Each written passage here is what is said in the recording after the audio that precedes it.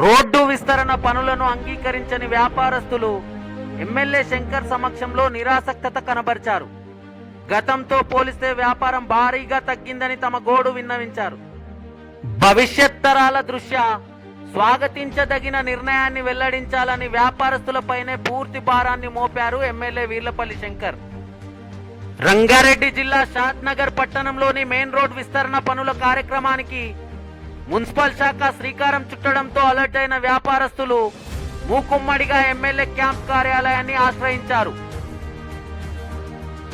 నగరం శరవేగంగా అభివృద్ధి చెందుతున్న క్రమంలో ఏళ్ల తరబడి వ్యాపారం కొనసాగిస్తున్న వారు పురపాలికలో పెరుగుతున్న జన సాంద్రత దృష్ట్యా మెయిన్ రోడ్ విస్తరణకై సంబంధిత శాఖలు అంకురార్పణ చేసేందుకు సన్నద్ధమవుతున్న వేళ రోడ్డు వెడల్పు పనుల సమస్యలో ఎలాంటి అవరోధాలు తలెత్తకుండా సమస్యను సావధానంగా పరిష్కరించుకునేందుకు ఎమ్మెల్యే వీర్లపల్లి శంకర్ తో జరిపిన చర్చల్లో రోడ్డు వెడల్పు విషయంలో నిరాసక్తత ప్రదర్శించారు.